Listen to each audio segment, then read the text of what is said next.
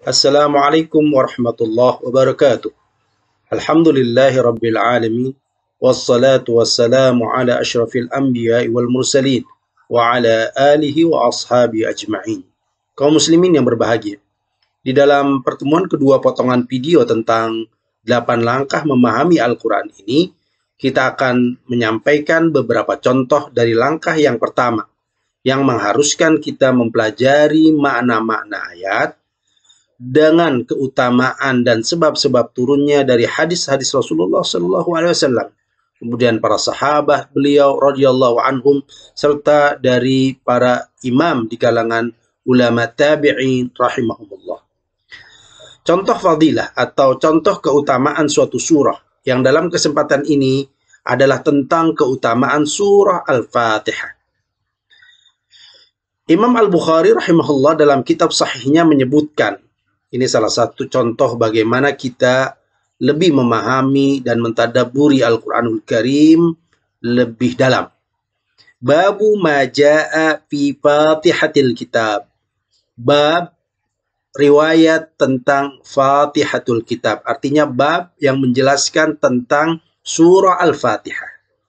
Di dalam nomor hadis 4474, beliau mengatakan, haddatsana Musaddad.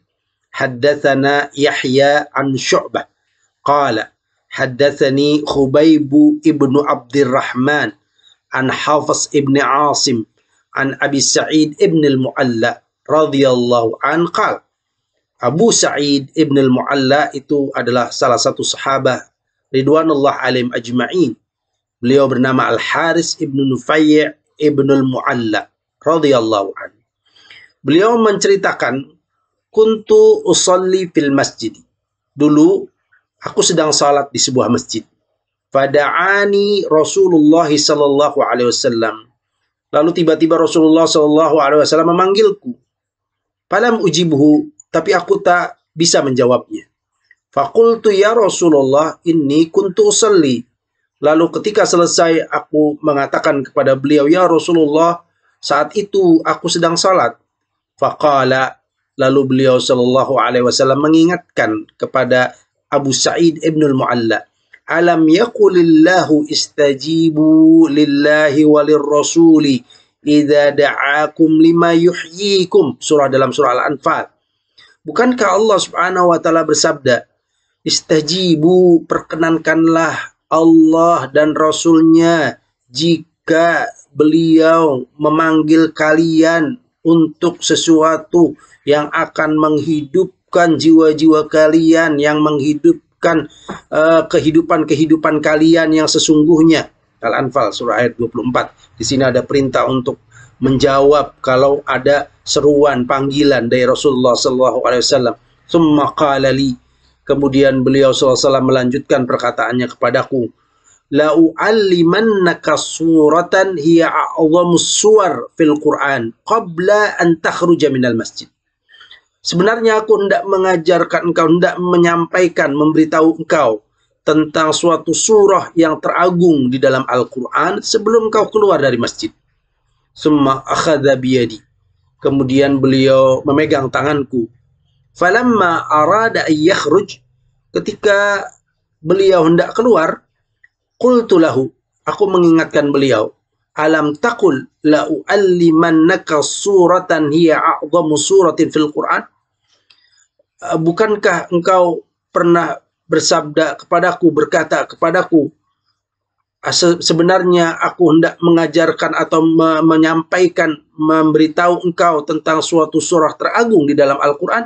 Rasulullah SAW menjawab, qala alhamdulillahi rabbil alamin. Yang dimaksud surah teragung di dalam Al-Quran adalah suratul Fatihah, yang disebut di sini dengan alhamdulillahi rabbil alamin. Ayat pertama, alhamdulillahi rabbil alamin, hiya as-sab'ul mathani. Alhamdulillahi rabbil alamin atau suratul Fatihah adalah 7 ayat yang diulang-ulang di waktu salat. Wal Qur'anul azim alladzi utituhu, dan Al-Quran yang agung yang aku berikan kepadanya. Jadi yang aku diberikan oleh Allah Subhanahu wa taala wahyu itu kepadaku. Jadi dalam hal ini menggambarkan betapa suratul Fatihah itu adalah surah teragung di dalam Al-Qur'anul Karim. Surah terbesar, makna-maknanya, kandungan-kandungannya, persoalan-persoalan yang disampaikannya. Jadi suratul Fatihah ini merupakan surah teragung, surah terbesar di dalam Al-Qur'anul Karim.